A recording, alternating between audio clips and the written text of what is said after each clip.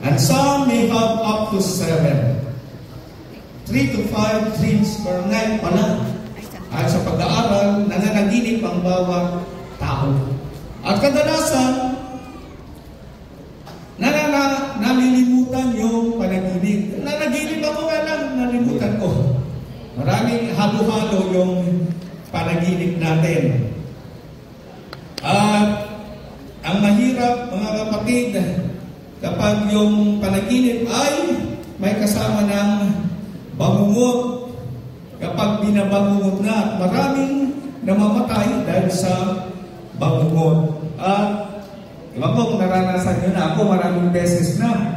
Lalo nung bago pa lang ako sa Panginoon at may panahon na pag-iwag-iwag lang yung paglilingkod ko, nasa Manila ko, pinakita ng Panginoon, mga kapatid.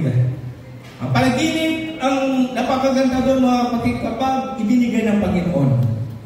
Nanaginip tayo sa gabi dahil nandun yung paalala, nandun yung pagtuturo ng Panginoon sa pamamagitan ng panaginip.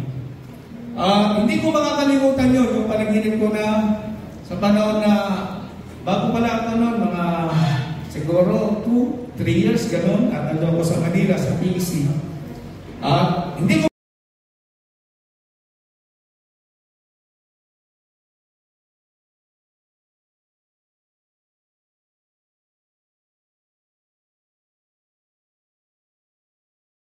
i-move lang natin kasi yung mga pangalan ng mga ilan ay German. mahirap ibigkas. Kaya sabi nga Volkswagen. Wala ta kakapsat. Amen. Iba pala yung pronunciation. Kaya sabi ko, ilid na lang natin. Kasi dito po ang kinupuntos dito, amen, sa second page 18, maraming mga prisoners at dati tayo po ay prisoners ng kaaway. Tayo po mga ay bihag ng kaaway. Amen. At parang hindi na natin kaya. Sino po ang dati dito? Lasenggo, Singkero, Babaero, lahat ng ero.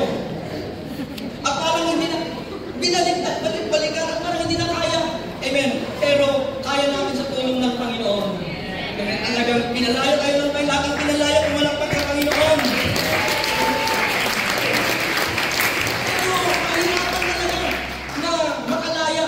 Amen. Katulad po yung nangyari, amen, sa mga taong at by the way, yung mga bihag po dito sa holding staff palace na ito ay yung mga high-ranking officials. High-ranking officials.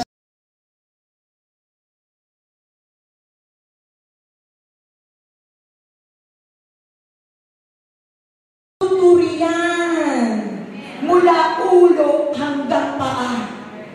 Hanggang sa loob, mga kapatid, magtuturang kaaway. Titignan niya doon. Ano ba yung mga magandang bagay na mayroon mga precious thing, na mayroon ka.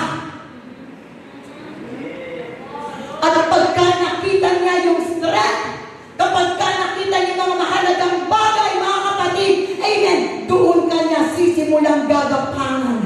Amen. At doon nanakawin ang lahat ng mga bagay na meron ka na makapagbibigay glory sa ating Panginoon. Ang kaaway is a stealer, killer, and destroyer. Kaya kahit ang ating ministry, ang ating buhay, mga kapatid, amen, ay kayang nakawin, kayang kunin ang kaaway kapag sinimulan natin ilong i-entertain. Of course, sabi ko na, wala ka. Ibibigyan niya yung favor sa'yo. Praise the Lord. Ipapakita niya na friendly siya. Kukunin niya, mga kapatid, yung attention niyo.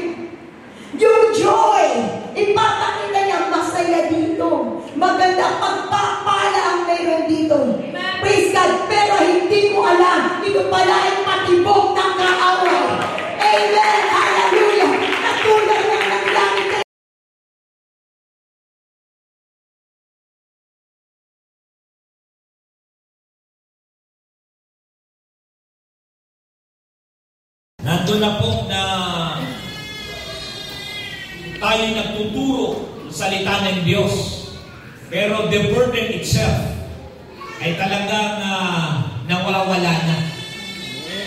Tayo ginagawa lang natin yung ating ministry o gampanin dahil sinabi ni Pastor. Dahil tayo ang naka-schedule.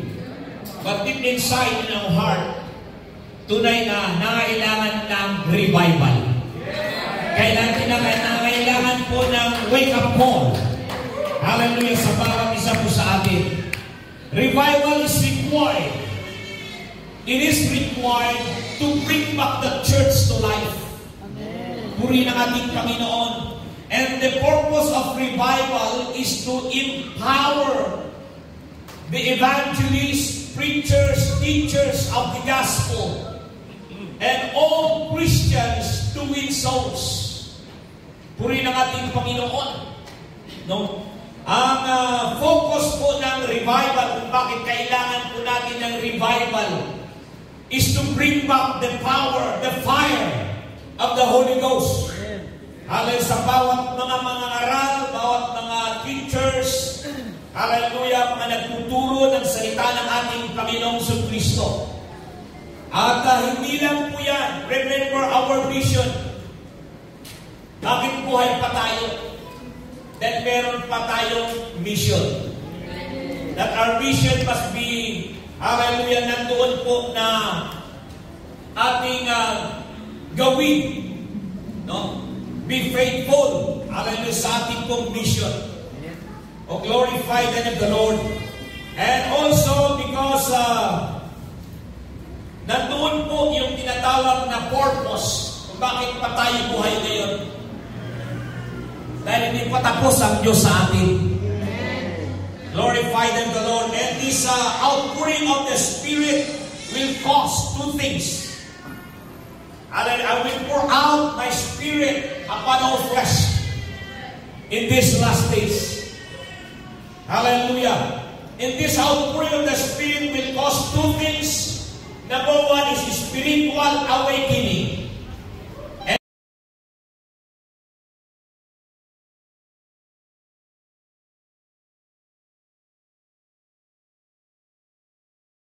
The first fruit, 1 Corinthians 15:20-23, but now is Christ risen from the dead, become the first fruits of them that's dead.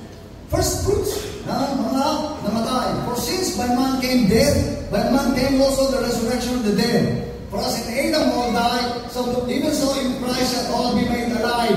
So Jesus siya ang first fruit. Siya ang first fruit ng